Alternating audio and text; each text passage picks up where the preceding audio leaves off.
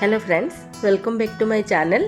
तो आज मु शेयर करुँची हबिष डालमा। बेसिकली जो मैंने हबिष करती बा कार्तिक मास पालन करती से माने बिना हलदी बिना आलू बैगण एपरी परिबा द्वारा गोटे डाली तैयारी करथांती बा डालमा, ताको हबिष डालमा कह जाए। तो चलतु तैयारी करबा।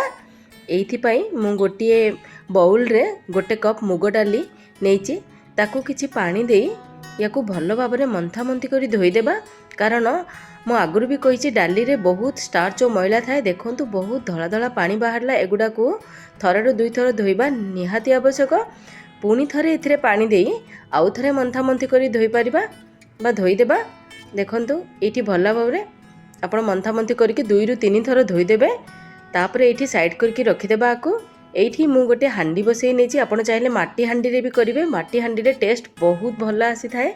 एठी मु किछि पानी नहीं, तापरे धुआ होइतिबा मुग डाली को पकई देछि। एठी मने रखिबे हबिष डालमा रे सबु बेले कंचा मुग डाली यूज हुए। तापरे किछि कंचा कदली, किछि गुहार ओ तापरे किछि कंधमूल, किछि सारू ओ किछि देसी आलू बा माटी आलू काटिकी नहीं जाइए छोट छोट पीस रे। आपण चाहिए टिके बड़ भी रखिपारे। तापरे छेचिकी रखिथिबा किछि अदा, तापरे स्वाद अनुसार लुण एतिकी देई आपण आकु हाई टू मीडियम फ्लेम रे फुटिबा को छाड़िबे।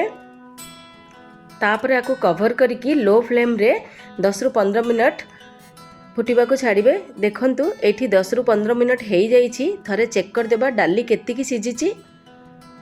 डाली आहुरी सिजिबो ताकु पुणी कवर करी पुणी घोड़े देबा। आउ 10 मिनट सिझिबा छाड़देबा। 10 मिनट पर पुणी देखिबा। देखंतु एठी डाली परफेक्ट सिझी जाइछि। 80 ରୁ 90% सिझी जाइछि। एतिकी ही सिझिबा दरकार। कारण मुग डाली जदि अधिक सिझी जाए ता लालुआ लगे। एई स्टेज रे आमे किछि कोरिकी रखिथिबा नड़िया कोरा दे देबा।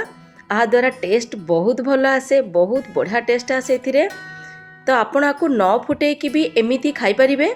किंतु जेहेतु आमे घरे प्रिपेयर करूचे तो आकु आउ 2 ରୁ 3 मिनट बसई देबा।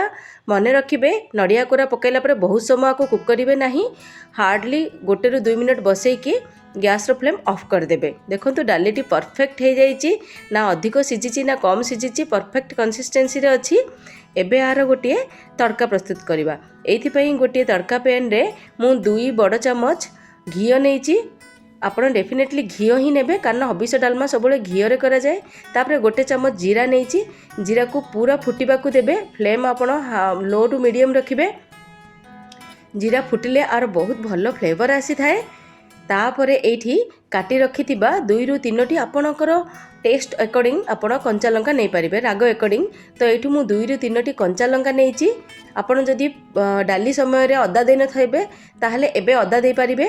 तापरे आकु डाली रे पकई इमिडिएटली घोड़े देबे, जहा द्वारा कि आर छुंकर बास्नाटा बा फ्लेवरटा बाहर को जीवनी और डालीटी बहुत बढ़िया अरोमेटिक और फ्लेवरफुल हबो। देखंतु डाली परफेक्ट डाली प्रस्तुत हो गला। आपण आकु गरम गरम भात सांगरे और डाली मान जेमिति कि खट्टा आंबिल बा लेंबू सांगरे आकु डेफिनेटली ट्राई करिवे। बहुत टेस्टी लागिबो। इथरे कौनसी मसला किछि जीवनी। तो जदि आपको ये वीडियोटी भल लगी तो डेफिनेटली आपको लाइक करेंगे, मो चैनल को सब्सक्राइब करेंगे। और चलतु रहुची पुणी देखा को नुआ वीडियो रे। नमस्कार, जय जगन्नाथ।